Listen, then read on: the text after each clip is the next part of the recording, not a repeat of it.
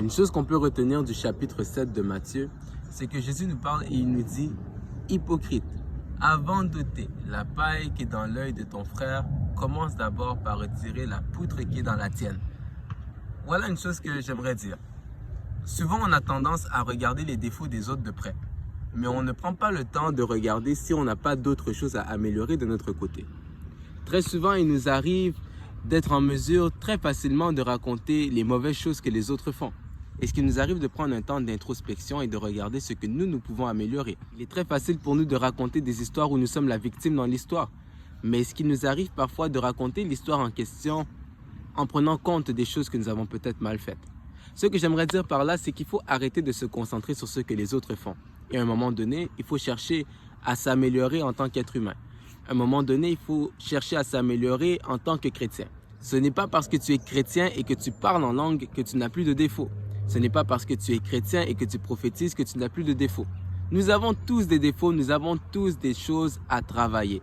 Ne cherchons pas à paraître comme des gens saints, ne cherchons pas à paraître comme des gens parfaits. On a tous nos défauts et c'est correct.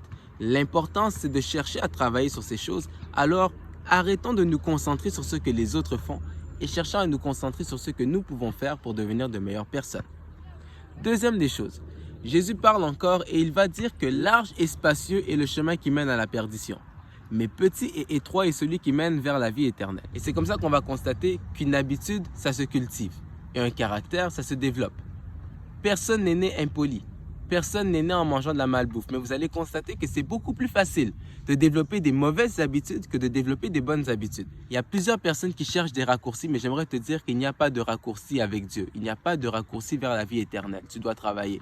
Tu veux devenir riche, tu dois travailler. Tu dois investir. Tu dois t'impliquer. Tu ne peux pas être là paresseux et tu t'attends à devenir riche un jour. Tu dois travailler. C'est-à-dire, les bonnes choses demandent de l'effort. Les bonnes choses demandent du travail. Lorsque c'est très facile, lorsque c'est trop facile, Jésus dit large et spacieux est le chemin.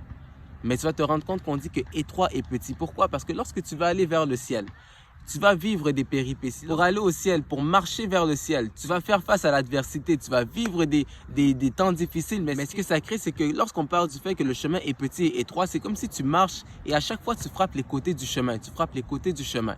Mais ça, c'est en train de créer une sphère qui fait en sorte qu'à chaque fois que tu frappes un côté du mur, l'autre côté du mur, un côté du mur, tu marches sur le chemin du brisement. Et c'est comme ça qu'à chaque fois que tu frappes des obstacles, à chaque fois que tu frappes des situations, Dieu est en train de te travailler parce que pour pouvoir avoir accès à la vie éternelle, tu dois avoir la forme de ta destinée. Tu dois avoir la forme qui te permet de passer dans le chemin. Mais si tu décides de marcher dans le chemin qui est large et spacieux, tu vas entrer avec tes mauvaises habitudes, tu vas entrer avec tes mauvais comportements, tu vas entrer avec tes défauts. Ça va t'empêcher d'entrer au ciel parce que tu n'as pas la forme et la grosseur pour pouvoir entrer sur le chemin qui mène vers la vie éternelle. De là où j'aimerais te dire qu'il est important pour toi et de là où j'aimerais nous dire qu'il est important pour nous de veiller sur notre style de vie et de ne pas chercher des raccourcis, mais de chercher à travailler, d'accepter d'être brisé. C'est comme ça qu'on sera en mesure d'hériter du royaume des cieux. Et lorsqu'on arrive au verset 21 à 23, Jésus nous dit que ce n'est pas tous ceux qui m'appellent Seigneur, Seigneur qui vont hériter du royaume des cieux, mais c'est celui qui fait la volonté de son Père qui est dans les cieux. Et par là, je comprends une chose, c'est que au-delà de chercher à appeler Jésus Seigneur, il faut accepter de marcher dans ses voies et de suivre ses commandements.